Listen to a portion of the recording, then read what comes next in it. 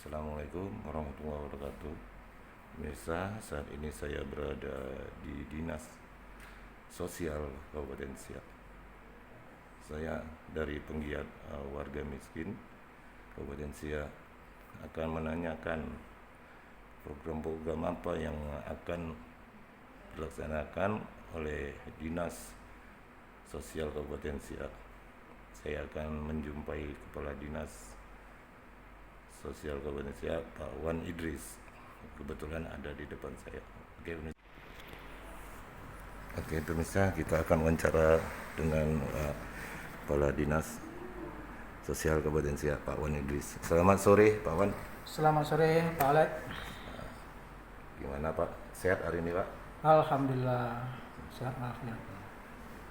Jadi untuk langkah-langkah, ada program apa yang untuk Siak ke depannya, Pak Wan? Baik, untuk dinas sosial kita memang pelaksanaan tugas dan fungsi kita itu menangani masalah PMKS. Kalau sekarang namanya PPKS, Pemerlu Pelayanan Kesejahteraan Sosial. Memang sebelum itu namanya penyandang masalah kesejahteraan sosial. Di PPKS itu sendiri ada 26 item permasalahan sosial, yang salah satunya saya sampaikan masalah anak. Untuk masalah anak aja ada 5 item di situ untuk penanganan masalah sosial. Yang salah satunya anak atau bayi telantar, anak jalanan, anak yang memerlukan perlindungan khusus, anak disabilitas, dan anak yang berhadapan dengan hukum. Selanjutnya begitu juga dengan masalah lansia, masalah tuna sosial, yaitu pengemis, gelandangan, selanjutnya orang telantar, dan penyandang disabilitas, dan beberapa yang lainnya. Jadi semuanya ada 26 pemerlu pelayanan kesehatan sosial yang harus kita tangani. Terkait dengan penanganan ini, tentu Dinas Sosial yang alhamdulillah sudah berdiri pada tahun 2017, sudah berdiri sendiri, kita menangani sesuai dengan standar penanganan minimal untuk Dinas Sosial. Dalam hal ini ada di situ masalah anak, ada itu masalah bencana, ini yang kita tangani.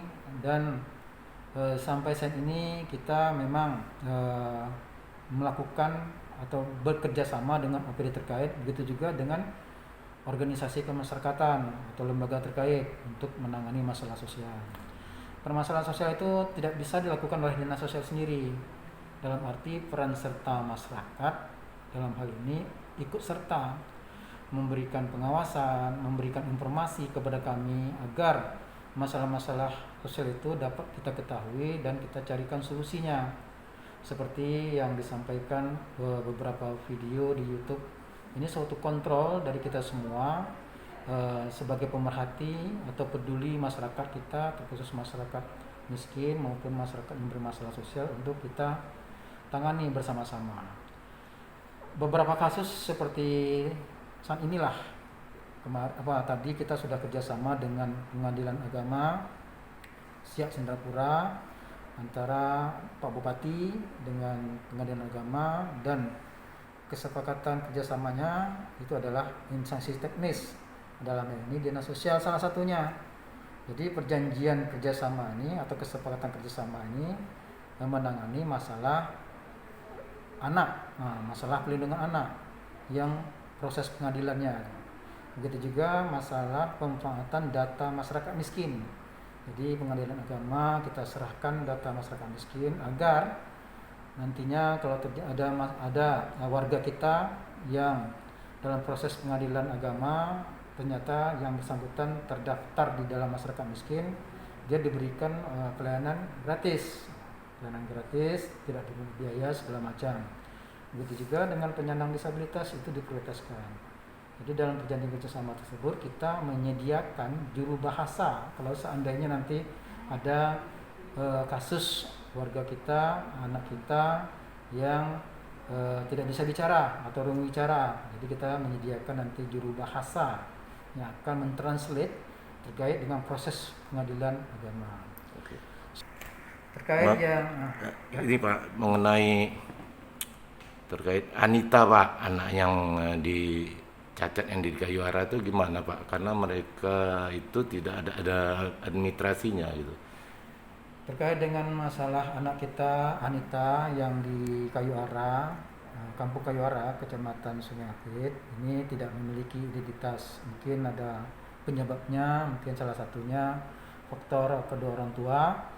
Jadi kami dari Dinas Sosial, salah satu peran serta kami, bahkan tugas pokok kami dalam peraturan Menteri Dalam Negeri Permendagri 90 ini, kegiatannya memfasilitasi warga kita yang belum memiliki dokumen pendudukan. Dalam arti terkait dengan persoalan apakah dia terlantar, apakah dia tidak memiliki nomor induk pendudukan. Jadi kami harus memfasilitasi, ibarat memfasilitasi kenapa warga tersebut tidak memiliki dokumen pendudukan. Jadi kita akan kerjasama dengan Dinas Pendudukan.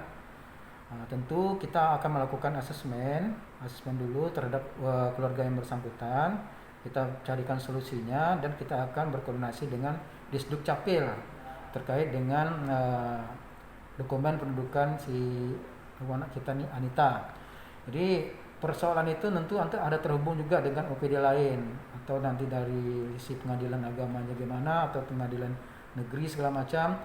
Inilah peran kita, kerjasama kita dengan instansi, OPD atau lembaga lain agar anak kita itu mempunyai hak sama haknya gitu, sama haknya yang lain memiliki dokumen pendudukan, seharusnya si Anita juga harus memiliki dokumen pendudukan.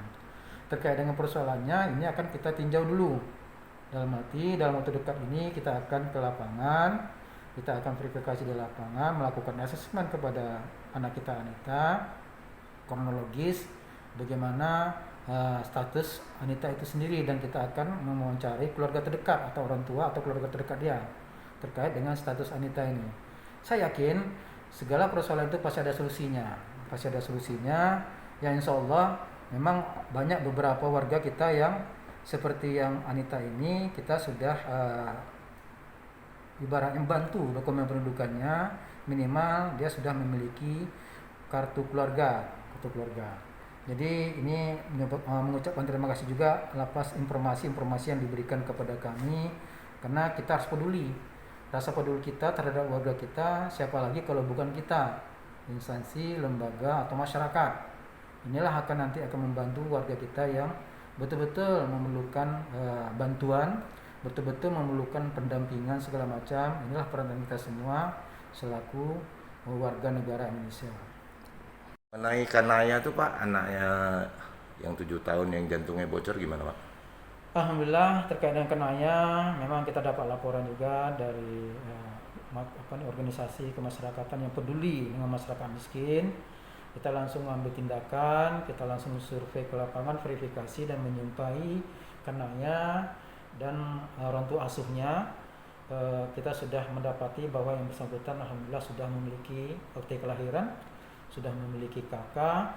Jadi langkah kita tentu secara medis dulu. Secara medis kita tempuh terkait dengan penyakit yang dideritanya, yaitu dari lahir, yaitu jantung bocor. Jadi terkait dengan jantung bocor ini kita sudah sampaikan kepada orang tua asuhnya bahwa bisa diobati. Kalau seandainya dirujuk nanti di Pekanbaru atau Rumah Sakit Harapan Kita, intinya kita siap kerjasama dengan Dinas Kesehatan dan Basnas untuk membantu biaya pendampingan maupun biaya pengobatan, dan ini ditanggung oleh semuanya oleh pemerintah daerah terkait dengan pengobatannya. Begitu juga dengan pendampingannya. Hanya tergantung nanti hasil medis dari Puskesmas atau nanti dirujuk ke rumah sakit siap. Kita tinggal menunggu keputusan dari medis. Apakah nanti akan dirujuk ke Rumah Sakit Harapan Kita terkait dengan jantungnya. Kita siap membantu tanahnya maupun keluarga atau pendampingnya nanti. Demikian.